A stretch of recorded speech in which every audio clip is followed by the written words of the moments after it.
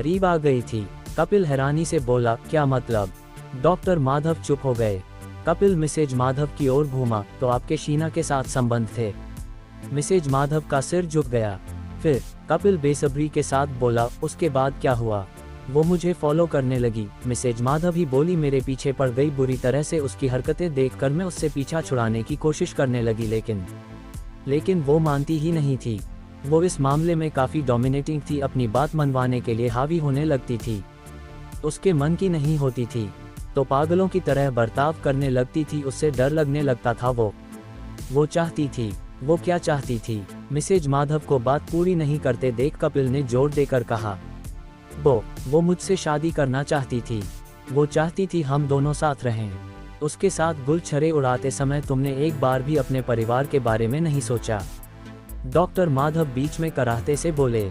Mrs Madhav ने क्षमा याचना और शर्मिंदगी वाली दृष्टि से अपने पति की ओर देखा, फिर कपिल से मुखातिब हुई, तब मुझे अपनी गलती का एहसास हुआ।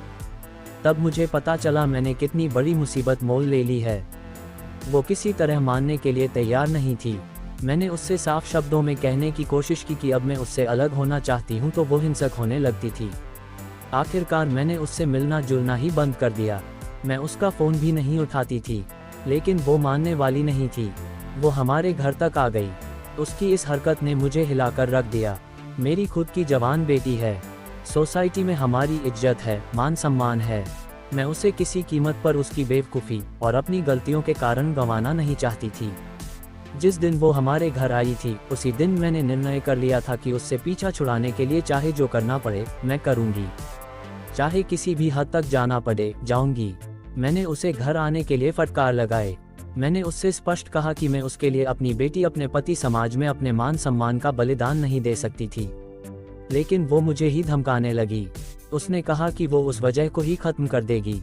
उसने इन्हें और मेरी बेटी को जान से मारने की धमकी दी। मुझे भी मारने की धमकी दी। शीना ने कहा था कि वो हम सबको खत्म कर देगी और खुद भी जान दे देगी। उससे पीछा छुड़ाने के लिए मैंने हर कोशिश करके देख ली। मैंने उससे कह दिया कि हमारे बीच जो कुछ भी हुआ था वो केवल भावनात्मक बहाव था, वरना मैं किसी पुरुष से ही प्यार करना चाहूँगी। उसे विश्वास में लेने के लिए मैंने ये तक कह दिया कि मैं उससे शादी कर लेती अगर वो लड़का होती तो। उसने मुझसे कहा कि क्या मैं सच कह रही हूँ। उस वक्त मुझे उसके इरादे की भनक तक नहीं थी। मैं बस कुछ भी कहकर उससे पीछा छुड़ाना चाहती थी। मैंने हाँ कह दिया। उसने कहा कि ये मैं सच्चे दिल से कह रही हूँ ना। मैंने उस पर भी हाँ कर दी। उसके बाद वो चली गई।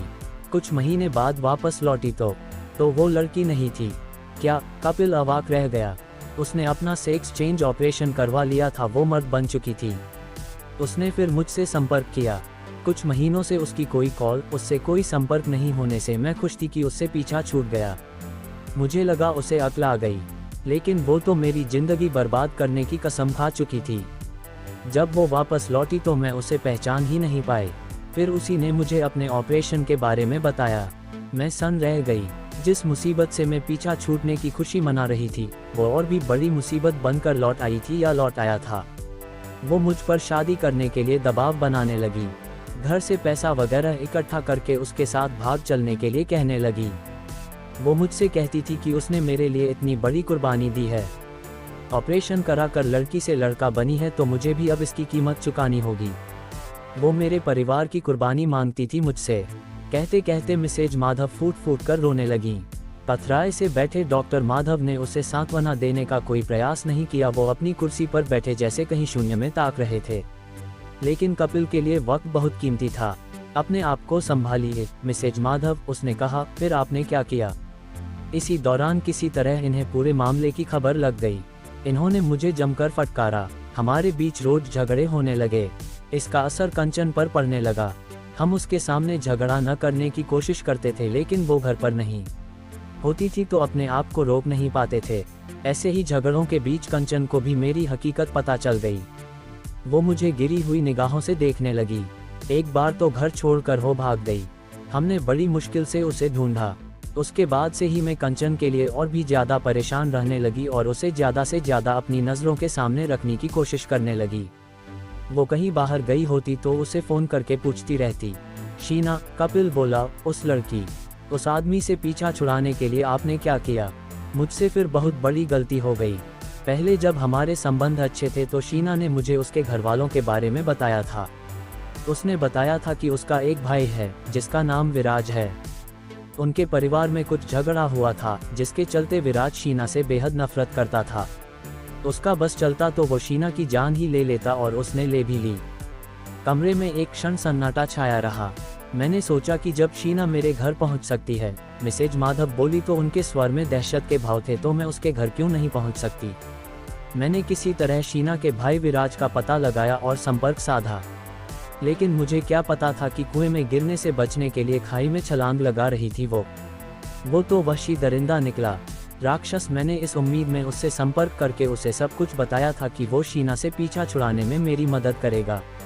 उसने की, लेकिन अपने लिए। वो एक साइकोपैथ हत्यारा है, पहले भी कई हत्याओं के जुर्म में जेल में रह चुका है, लेकिन ये बात मुझे उससे संपर्क करने से पहले नहीं पता थी। ये उसी ने मुझे बाद में बताया। शीना ने उसके जेल में रहने के दौरान उनके माँ बाप की सारी जमीन जायदाद हड़प ली थी। उसी के दम पर वो दुनिया भर में पेश करती घूम रही थी। महंगा सेक्स चेंज ऑपरेशन भी उसने उसी दौलत से करवाया था। विराज तभी से उसे मारने की फिराक में घूम रहा था। मुझे नहीं पता था कि वो जेल से फरार है, साइकोपैथ किलर है, लेकिन वो अपनी बहन से भी बड़ा राक्षस था। उसने मेरे गले पर छुरी रख कर कहा कि शीना को मारने में मुझे उसकी मदद करनी होगी, वरना वो मुझे और मेरे परिवार को मौत के घाट उतार देगा। तो रेस्टोरेंट में जो हुआ वो आपकी और विराज की मिलीभगत का नतीजा था। उसने मुझे मजबूर किया था। मिसेज माधव की आंखों से आंसू बह रहे थे। पूरा प्लान उसने बनाया था, मुझे केवल उसकी मदद करनी थी। शीना ने ही मुझे उसके और सौम्या की डेट के बारे में बताया था, और मेरे माध्यम से ये बात विराज को पता चली। वो ठीक 7:20 पर रेस्टोरेंट की लाइट बंद करने के लिए तैयार था। उस दौरान मैंने शीना को, जो गुलाब का फूल लगाए रवि शुक्ला बनी रेस्टोरेंट में बैठी सौम्या का इंतजार कर रही थी, SMS भेजकर वॉशरूम में बुलाया। उसके जाने के थोड़ी देर बाद ही सौम्या वहां आ गई थी।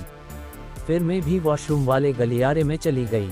उसके बाद विराज ने रेस्टोरेंट की लाइट बंद कर दी और गलियारे के उस दूसरे दरवाजे से, जो मैंने उसके लिए पहले से खोल रखा था, वॉशरूम में पहुंचा और उसने शीना को मार डाला।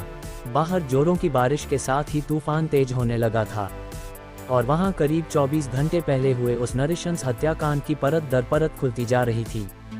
शीना को मारने के बाद वो वापस आया और उसी दरवाजे से वापस लौट गया।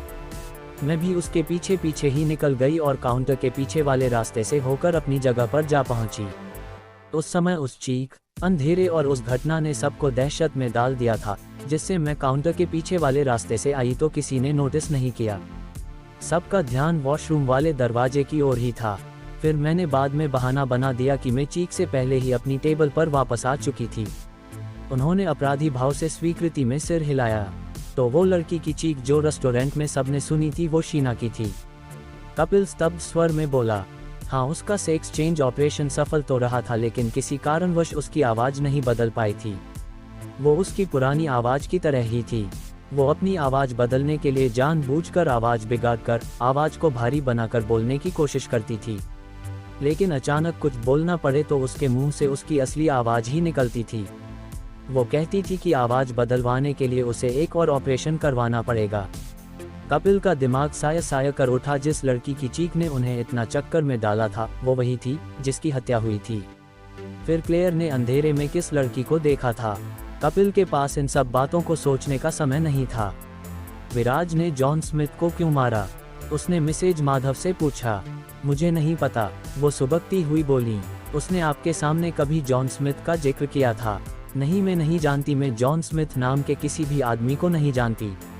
वो भी उस रात अपनी बेटी के साथ वहीं मौजूद था। उसकी बेटी क्लेयर वो बीमार थी, इसलिए वो अंधेरे में ही उसे लेकर रेस्टोरेंट पर चला गया था। मैंने कहा, न मैं किसी जॉन स्मिथ के बारे में कुछ नहीं जानती। मेरे ख्याल से रेस्टोरेंट में ऐसा कुछ हुआ था जिसकी वजह से विराज को जॉन स्मिथ की जान लेनी पड़ी। मैं नहीं जानती।